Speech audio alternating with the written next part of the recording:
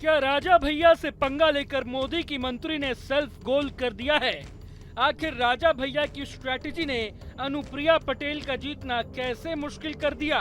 और सबसे बड़ा सवाल तो ये कि क्या अखिलेश और कुंडा के राजा ने साथ आकर बीजेपी खेमे की मुसीबत बढ़ा डाली है? कुछ दिनों पहले जब अनुप्रिया पटेल ने कुंडा की जमीन से राजा भैया के खिलाफ हुंकार भरी थी, तो शायद उन्हें भी इस बात का अंदाजा नहीं होगा कि वो बयान उन्हीं की मुसीबत बढ़ा डालेगा।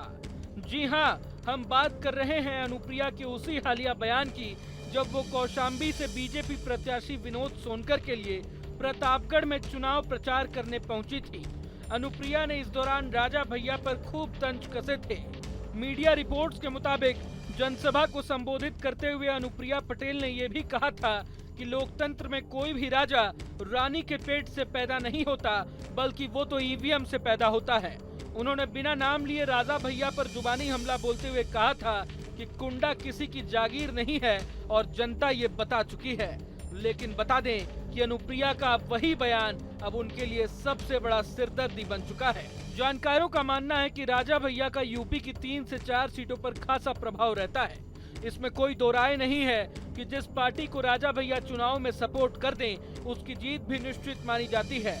और अब तो अखिलेश यादव की प्रतापगढ़ रैली के बाद ये भी लगभग तय हो गया है कि राजा भैया ने चुनाव में सपा को समर्थन दे दिया है। हालांकि राजा भैया ने खुलकर इस बात का ऐलान नहीं किया है, लेकिन अगर सचमुच ऐसा हुआ तो मिर्जापुर से चुनाव लड़ रही मोदी सरकार की केंद्रीय मंत्री और अपना दल सोनेलाल की अध्यक्ष अनुप्रिया पटेल की मुसीबतें बढ़ सकती हैं। 1 जून यानी लोकसभा चुनाव के 7वें राउंड में मिर्जापुर में वोटिंग है, जहां से अनुप्रिया पटेल ताल ठोक रही हैं। लेकिन अब दावा किया जा रहा है कि इस सीट पर कुंडा विधायक रघुराज प्रताप सिंह उर्फ राजा भैया ने अपने समर्थकों को समाजवादी पार्टी के पक्ष में जाने के लिए संदेश भेज दिया है।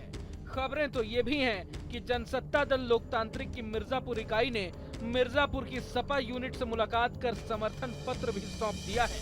बता दें कि मिर्जापुर से समाजवादी पार्टी ने इस बार राजेंद्र बिंद को उम्मीदवार बनाया है। राजेंद्र बिंद इससे पहले बीजेपी में रह चुके हैं। दूसरी तरफ बीएसपी ने इस बार ब्राह्मण चेहरे को चुनावी मैदान में उतारा है, जिसके चलते मिर्जापुर सीट इस बार जातीय चक्रव्यूह में फंसती हुई नजर आ रही है।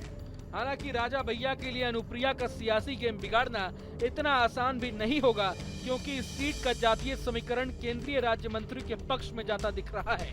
लेकिन पटेल वोटर्स के बाद ब्राह्मण और बिंद मतदाता भी इस सीट पर निर्णायक भूमिका में होते हैं। यादव और मुस्लिम के साथ बिंद वोटर्स समाजवादी पार्टी के समीकरण को मजबूत बनाते दिख रहे हैं। गौरतलब है कि अनुप्रिया तीसरी बार मिर्जापुर सीट से चुनाव लड़ रही हैं, लेकिन अब ये देखना दिलचस्प होगा कि एनडीए उम्मीदवार अनुप्रिया पटेल इस बार राजा भैया की स्ट्रैटेजी को भेदने में सफल हो पाती हैं या फिर नहीं। अगर आपको ये वीडियो पसंद आए तो लाइक करें और चैनल को सब्सक्राइब करें। वहीं तमाम बड़ी खबरों के लिए देखते रहें न्यूज़ नेशन।